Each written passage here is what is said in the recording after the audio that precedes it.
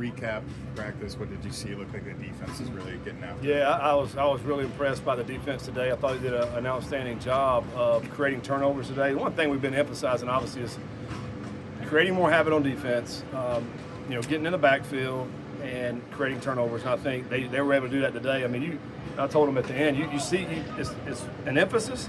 It's happening in the individual, and then it's translating to the 11-on-11 work. And I saw guys punching at the ball today, creating some fumbles, but also, getting in those passing lanes and making some great plays. That's what you want to see. That helps win football games for sure. And, I'm happy to see that. I mean, conversely, offensively, you don't like to see it. But I mean, when you're in camp, that stuff's going to happen. But I think this was the best day defense has had to create turnovers, and that's great to see as we certainly get closer to game time. What kind of a chess match is it between you and Coach Woody? Does he get you a little bit back in the?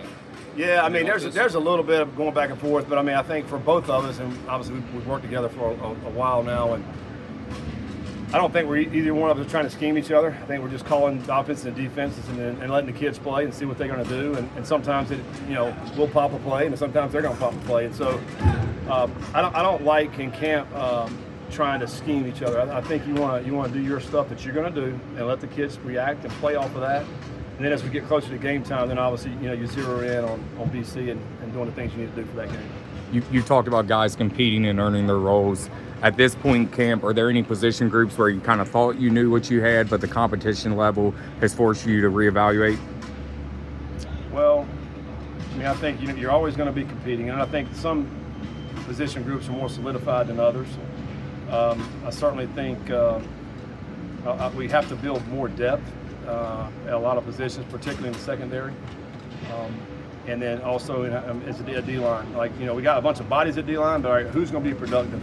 Like, who can we count on to be where they're supposed to be, get to the gaps, and create that? A guy like Nunn, I think, has had an outstanding camp. I mean, he's shown up most days. And I've mentioned his name before. I think Drew Andrews has done some good things. It's good because I think Parker's going to be solid. Thomas Johnson's solid. I mean, Huff's had a couple of good days. Rulo's had a couple of good days, and there's a guy who's a true freshman that I think is certainly going to help us. That's good because we got to create some more of that depth. We're going to rotate D-line. We all know that. We're going to keep those guys fresh. We got to roll them in and out. We got to be able to count on them. And I'm liking kind of where we're trending there for some guys that are making plays. Speaking of the position groups, obviously linebacker is a position that we've talked to you a lot with the returners there, but Jermaine Wilson's been a guy that stepped out. What have you seen from him so far? Yeah, I think Jermaine he's got a high ceiling, and I think an intelligent player. It's just for him, he's been learning the scheme, learning what we're asking him to do. He's got great size, great speed. I think he's a guy that's certainly going to be in a rotation to help us. I don't think there's a ton of fall off when he comes in the game. I think, as we continue to get these reps over the next week, we'll have a better idea of how many snaps that may be as we get to Boston College. But he's going to be certainly a guy that's going to be playing. And, he'll certainly add value to special teams as well. KK Myers had a few good days here. Mm-hmm. You mentioned him as a possible depth option at safety. Yeah. Does he want to be at corner? Would he prefer to be there, or is he open to doing whatever? I mean, I think he's going to be open to, if he can find some playing time, where is it going to be? Let's get on the field. I think to him, it's a credit to him because he is a smart player because he is versatile to be able to play both. There's a lot of calls those guys got to make and know how to play the technique, and that's a credit to him. Would love to put him at one spot and see where he's at, but I think we're also trying to find, all right, who's the next player that we can put in a spot if something happens, and I think he's one of those guys. He's got enough talent and ability and experience. I think there's something to be said for experience. I know a lot of these guys put out these, how many snaps guys have played and, trying to look at all that. But I think it matters, and I think if you've got game time action, the lights are on, and you have to make plays, I mean, that really matters. And so some of these transfers that have come in, albeit maybe group of 5 or FCS, to me, it doesn't really matter. I think that they've played ball, and that's certainly going to help them.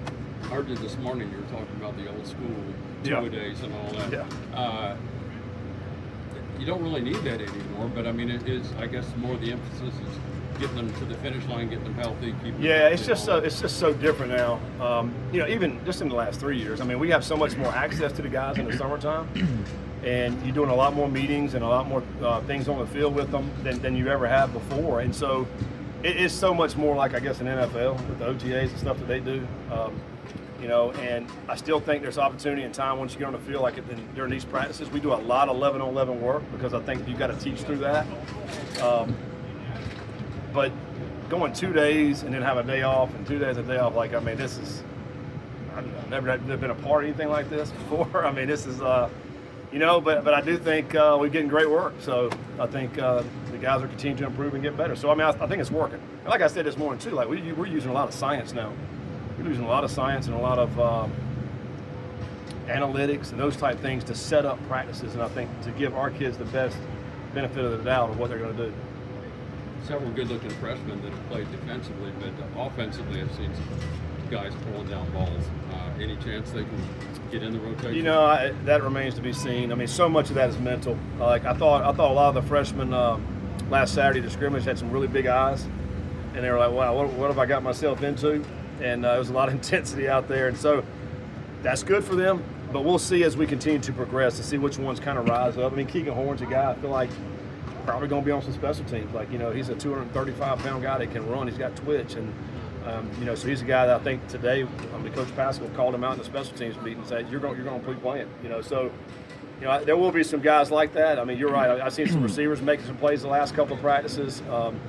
You know, like I mentioned, Rulo is another true freshman. I think Lance Dawson will have a chance. I mean, you know, I'm really pleased with this freshman class. There's a lot of those guys I think certainly going to be great players down the road, but I think certainly going to be players this year too. You brought in 3 freshman receivers over 6'5". Yeah. When you get those really tall, lanky guys, is the bar maybe a little bit lower for what you want to see from them quickly? Is it more just intangibles like the ability to play? Yeah, I think, you know, number one, they got such great catch radius, you know, and then you put them out here, all right, let's see if we can start making plays. I mean, there's some of those guys are making some plays. I mean, Josh and Jalen, I've been impressed with those guys. And the quarterbacks like them. You know, it's just like there can be a deep defender on them, and they just know they got such a great catch radius, they can throw the ball out and go make the plays. And then Saturday, I think, you know, Josh made a great play at the end zone, and Jalen's made some. So we like what they can do. And I think for us, maybe you're taking a little bit of a chance signing some of those guys with that kind of length, but they move well, you know. And I think those guys have a huge ceiling. Like, I think those guys continue to get better and better and better. It's going to take a lot of hard work and a lot of adversity they're going to have to go through. But man, they can be really outstanding, good players. JC French has had a good camp, but there's been moments where he hasn't been as clean. What's the emphasis with him over this next week as you come to a close? Yeah, I mean, we're throwing a lot of stuff at JC because for us and how we want guys to play at that position, it's new to him. So there's a lot of things that are new. He's going to make some mistakes when that happens. I understand that. And to his credit, he's done a good job of learning. When he goes back, watch the film, learning, and not making that same mistake again. And I think that's the key. Because I know he's going to make some out here, but we want to make it as hard as we possibly can in this environment so that he'll be ready to go when he comes to Boston College. All right. Thanks, everybody. Thanks, guys.